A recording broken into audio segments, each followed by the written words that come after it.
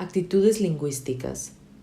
En la lingüística no solamente nos ocupamos de las estructuras y de los sistemas lingüísticos, sino que también nos interesan factores externos a las lenguas que exercen su influencia en ella. De este modo, la rama de la lingüística que se ocupa de la intersección entre la lengua y la sociedad, la sociolingüística, no analiza factores internos, pero la influencia de factores sociales o externos sobre la lengua. En este video les queremos hablar precisamente de un subcampo de la sociolingüística que en las últimas décadas viene a interesar cada vez más a los lingüistas. Hablaremos de actitudes lingüísticas, sus influencias sobre las lenguas, los métodos de trabajo y por último presentaremos un ejemplo de encuesta que fue efectuada en el cuadro de un curso magistral, el español rural y español urbano en la Universidad de Zúrich. Cabe además mencionar que las ideas centrales y teóricas sobre las actitudes lingüísticas están basadas en el curso magistral sobre sociolingüística. Para el estudio de las lenguas se suele diferenciar entre factores internos y externos. La lingüística moderna, que empieza con el estructuralismo de Saussure, es una lingüística cuyo enfoque está en los elementos internos de la lengua, considerándola como sistema abstracto de reglas, aislado del hablante y de la sociedad. A mediados del siglo pasado tuvo lugar un cambio en la perspectiva sobre el análisis lingüístico. En 1952 aparece el término sociolingüística por primera vez en el trabajo de Curie, A Projection of Social Linguistics, The Relationship of Speech to Social Status.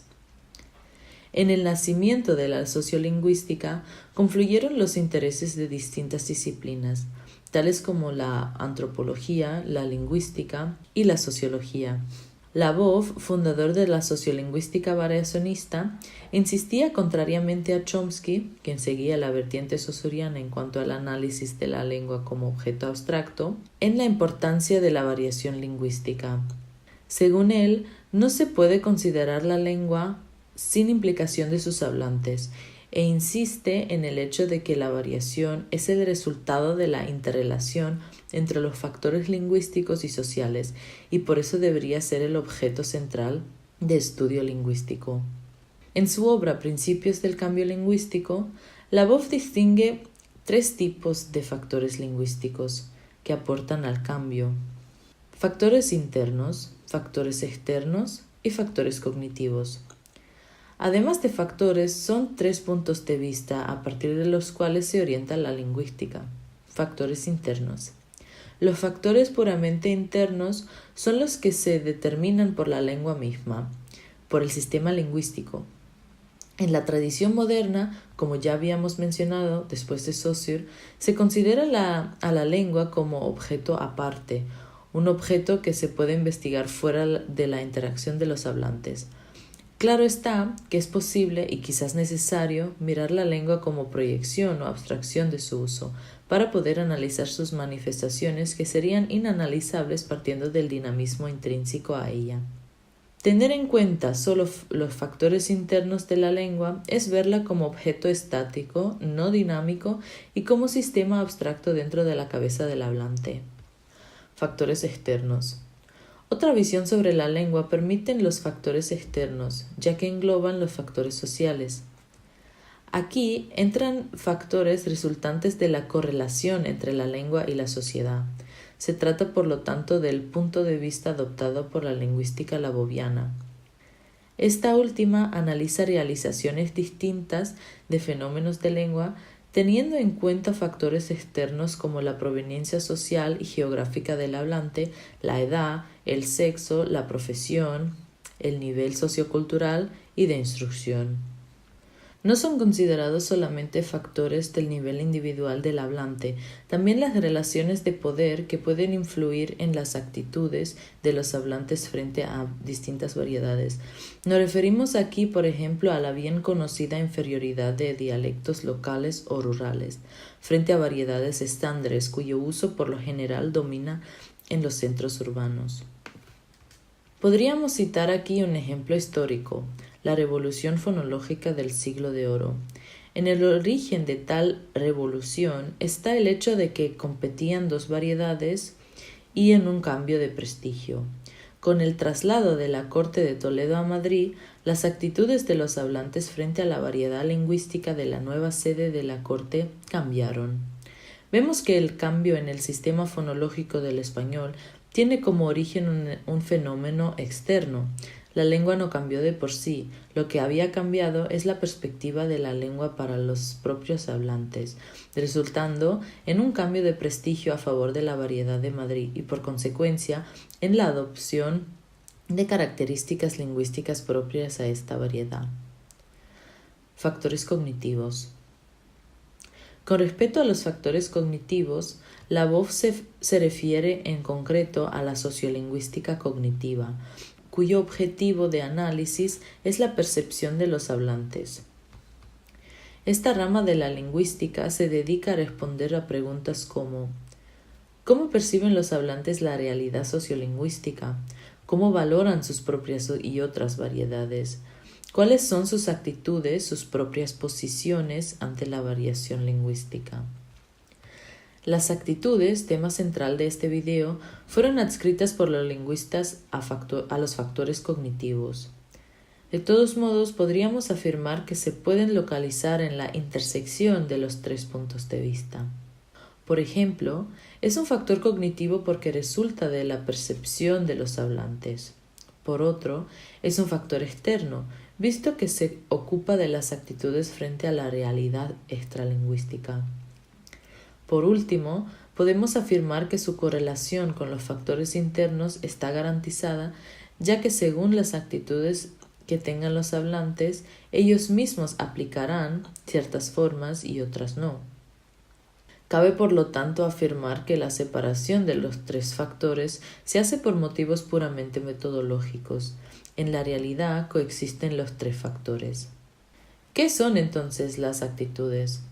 El término remonta a la idea descrita por el psicólogo Gordon Allport en su libro Attitudes, que trata de actitudes positivas o negativas frente a realidades, objetos y personas que todos seres humanos tenemos. José Luis Blas Arroyo, en su manual sobre la sociolingüística del español, aplica esta definición de actitud psicológica al campo de la lingüística, afirmando que son las posturas críticas y valorativas que los hablantes realizan sobre fenómenos específicos de una lengua o incluso sobre variedades y lenguas concebidas como un todo. Actitudes frente a lenguas son, en este sentido, opiniones, prejuicios e ideas que hablantes tienen sobre las lenguas y sus variedades. Reflejan hasta cierto punto dos procesos cognitivos interrelacionados, la categorización y la estereotipización. En lo que se refiere a la sociolingüística española, el estudio de las actitudes lingüísticas ha estado concentrada en las actitudes hacia las lenguas cooficiales de España y sus influencias en temas educativos. ¿A qué se refieren las actitudes lingüísticas en concreto? Se pueden referir a lenguas o variedades enteras, a ciertos fenómenos que representan rasgos estigmatizados o regionales en la sociedad, el uso de la lengua en distintas situaciones sociales, fenómenos de contacto como acentos extranjeros o otros tipos de interferencias, y la planificación lingüística. Según Ralph Fossold, un sociolingüista británico, son tres las principales cuestiones a tener en cuenta en el estudio sobre las actitudes. ¿Qué piensan los hablantes sobre las lenguas o sobre variedades dialectales o sociodialectales? Son elaboradas, feas, pobres, ricas, bonitas, etc. ¿Qué piensan esos mismos individuos sobre los hablantes de esas lenguas y variedades? ¿Y cuáles son las principales actitudes hacia el futuro de las lenguas? ¿Cómo se forman entonces las actitudes? Las actitudes se forman en un amplio espectro entre la percepción del individuo y la comunicación con otros individuos. El cambio de percepciones, en algunos casos, las vuelven casi convencionales. Tomemos el ejemplo del suizo rústico en películas alemanas.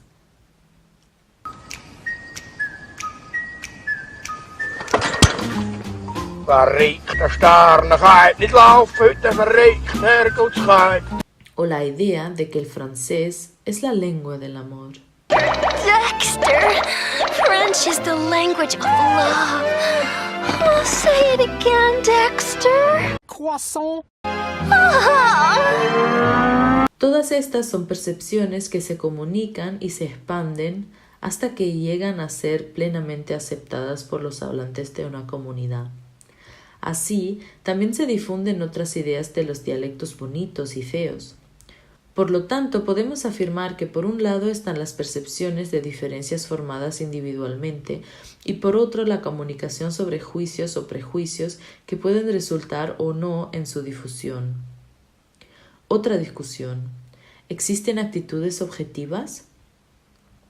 ¿O todas ellas son subjetivas? Partimos de un ejemplo sobre el inglés.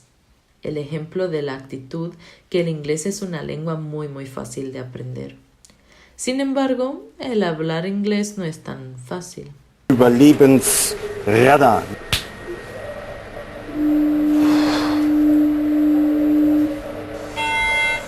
Mayday, mayday. Hello, can you hear us? Can you hear us? Can you... Over. We are sinking. We are sinking. Hello? This is the German Coast Guard. We are sinking. We're sinking.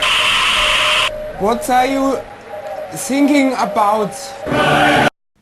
Es difícil trazar el límite entre subjetividad y objetividad en lo que se refiere a las actitudes. Sabemos cuando alguien habla como nosotros y cuando no lo hace. Pero cabe notar que incluso las percepciones que parecen objetivas tienen una deriva o influencia subjetiva y no son equiparables con las percepciones objetivas, pero sí se pueden o no basar en ellas y en la valoración subjetiva. Partiendo de la idea de que las lenguas son objetivamente comparables entre sí, sea desde un punto de vista gramatical o lógico, Blas Arroyo afirma que las diferencias subjetivas que realizan los individuos estarían principalmente a la base de desequilibrios de poder entre unos y otros grupos. A este propósito, cita dos hipótesis tenidas en consideración en investigaciones psicosociales lideradas por Howard Giles y efectuadas en las comunidades canadienses. Hipótesis del valor inherente. Según esta hipótesis, las actitudes se considerarían dadas por las cosas mismas o por la constelación de las cosas. Por ejemplo, una lengua X es mejor porque es una lengua más útil para ciertos fines. B. Hipótesis del valor impuesto. Según esta hipótesis, las actitudes se basarían en valores subjetivos creados discursivamente en la comunicación con otros individuos. Por lo general, se considera que una lengua es mejor que otra porque es empleada por un grupo con mayor prestigio. Hoy en día, como afirma Blas Arroyo, se tiende a preferir la hipótesis del origen de las actitudes lingüísticas a partir de valores impuestos, afirmando que en la actualidad disponemos de una amplia base empírica para afirmar que no son diferencias lingüísticas ni estéticas las que se encuentran en el origen de las actitudes lingüísticas, sino estereotipos y prejuicios relacionados con las personas que hablan determinadas lenguas o variedades.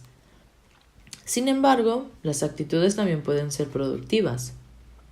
Actitudes y su productividad para la evolución de una lengua. Cabe citar aquí otra vez a Blas Arroyo, que afirma que las actitudes pueden contribuir poderosamente a la difusión de los cambios lingüísticos, a la definición de comunidades de habla, a la consolidación de los patrones de uso y de evaluación social y en general a una serie amplia de fenómenos estrechamente relacionados con la variación lingüística en la sociedad. La importancia del estudio de las actitudes para la lingüística no reside en el mero hecho de saber si a la gente le gusta o no una forma u otra. Como hemos visto, son intereses sociolingüísticos que hacen de las actitudes un tema interesante. Las actitudes pueden influenciar en el cambio lingüístico de un sistema en cuestión, visto que si una forma le parece fea a un hablante, es más probable que no la emplee. Y si hay una comunicación sobre este tipo de actitudes, es muy probable que otros miembros de la misma comunidad tampoco empleen esta forma. Pasemos ahora a la metodología. ¿Cómo podemos estudiar las actitudes? Las actitudes pueden ser estudiadas mediante experimentos como Matched Guys, en los que se les presenta a los informantes imágenes de los supuestos hablantes cuya voz pueden escuchar. A partir de estos estímulos, los informantes luego expresan valores sobre los hablantes que ven en la pantalla. También se pueden estudiar las actitudes mediante métodos etnometodológicos, en los cuales el investigador busca en la sociedad misma actitudes lingüísticas de los hablantes. El método más directo es el del cuestionario. En el cuestionario, los informantes responden a preguntas directas sobre sus opiniones. El problema aquí es que el investigador no accede a las verdaderas actitudes, que pueden ser positivas o negativas, y no tiene acceso a lo que hay por detrás de lo que afirma el informante. Cambiando y concretizando algunas preguntas, podemos ver más concretamente lo que piensa verdaderamente el informante.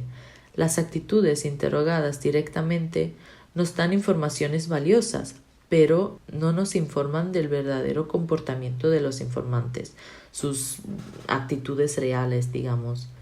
Además, el investigador tiene que tener en cuenta las discrepancias entre las verdaderas actitudes del informante, las actitudes que dice que tiene y sus comportamientos frente a los objetos reales. Al inicio de la ya mencionada asignatura, se nos preguntó cuáles eran los elementos que cada uno de los allí presentes asociaba con el español rural y el urbano. Nos percatamos, a medida que cada uno daba su impresión, de que todos identificábamos más o menos con los mismos rasgos a cada dialecto. El español urbano, coincidimos, es más prestigioso que el rural. Por ende, estuvimos de acuerdo en la existencia de una diferencia entre el español urbano y el rural. Nuestra intuición era que el español urbano era más cercano al estándar de su dialecto, y que el mismo, por estar en un contexto en el que, pensábamos, estaba más expuesto a contacto con otras lenguas, era, por consiguiente, más creativo. Pensábamos, en fin, que el español rural era un español estigmatizado, poco articulado y uniforme, cerrado a los cambios. Viendo que coincidíamos, se planteó la idea de realizar una encuesta.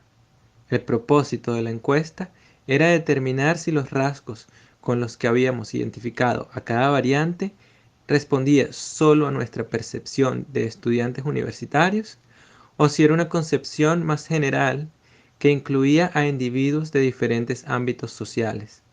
La encuesta se construyó en Google Docs y fue enviada a los contactos de los participantes de la clase. La encuesta constó de las siguientes preguntas. ¿Le parece que el habla de la ciudad y el habla del campo son? Las opciones eran distintas o iguales. La primera opción, distintas, tuvo un 88,4%, mientras que un 11% las percibió como similares. En este caso, la percepción de la mayoría coincidió con la nuestra. En la pregunta siguiente, le ofrecimos a los encuestados 3 afirmaciones de las que ellos debían seleccionar la que ellos creían era correcta. La afirmación más seleccionada fue: hay tanta diferencia en la forma de hablar de lugar a lugar en la ciudad como en el campo, con un 60% de las respuestas. La opción que afirmaba que el habla difiere más de lugar a lugar en el campo y aquella que proponía lo mismo, pero sobre el habla de la ciudad, recibieron 20 y 19% respectivamente. Este resultado nos sorprendió, ya que nuestra intuición había sido que si la variedad urbana estaba expuesta a contactos con otras lenguas, esta variaría más de lugar a lugar en las zonas urbanas. Sin embargo, la mayoría de los encuestados percibieron que el español de la ciudad no varía más que el español del campo en sus respectivas zonas. Los datos del gráfico anterior contrastan con los expresados en este, en donde el 47% de las respuestas atribuyen al habla de las zonas rurales más uniformidad que al de la ciudad, el cual es percibido por un 37% de los encuestados como más uniforme que el habla de las zonas rurales, y solo un 15% percibió el habla de ambas zonas igual de uniforme. Aunque la diferencia entre las dos opciones más elegidas no es mucha, aún así la tendencia indica que, como nosotros, los encuestados perciben el habla de la ciudad como más creativa. En la quinta pregunta, se les dio a los participantes las opciones de elegir dos de las siguientes opciones: poca elaboración, mucha elaboración, poco comprensible, muy comprensible, para que describieran el habla de los hablantes de las zonas rurales. El 75% de las respuestas conciben dicha habla como poco elaborada y el 41% como poco comprensible. La percepción de la elaboración del español rural de los encuestados nuevamente coincidió con la nuestra. Lo mismo se les preguntó sobre el habla de las zonas urbanas. En este caso, el 53% de los encuestados optó por la opción con mucha elaboración y un 63% de los participantes eligió la opción de manera muy comprensible. Este resultado es coherente con los expuestos en el gráfico anterior y, como nosotros, la mayoría percibe el español de las zonas urbanas como más elaborado que el de las zonas rurales. En cuanto a los datos de los encuestados, nos interesaba saber si tenían algún contacto con individuos de las zonas en cuestión y si tenían estudios superiores. El 65% afirmó tener contacto tanto con gente del campo como con gente de la ciudad. El 31% dijo solo tener contacto con gente de la ciudad y un 8% aseguró tener contacto solo con gente del campo. Respecto a los estudios superiores, un 70,5% afirmó haber cursado estudios universitarios, mientras que el 29,5% dijo no tener estudios superiores. Por último, el 60% de nuestros encuestados decía ser menor de 30 años, mientras que un 20% afirmaba ser mayor de 50 y un 17% se posicionaba entre los 30 y 40 años. Los resultados de la encuesta se alinean con nuestra primera impresión del habla urbana y rural. El habla urbana como una variedad prestigiosa, creativa, mientras que el habla rural como una variedad poco articulada y conservadora. Sin embargo, estos resultados no implican una realidad, es decir, las características que aquí le atribuimos tanto a la variedad rural como a la urbana, a partir de nuestra percepción y la de la gente encuestada, no tiene por qué corresponder a la realidad lingüística de dichas variedades. Lo que en cambio sí exponen los resultados es la percepción social que se tiene de dichas hablas. Ahora bien, para determinar si dichas percepciones se corresponden con la realidad de la lengua, habría que realizar otro tipo de estudio lingüístico.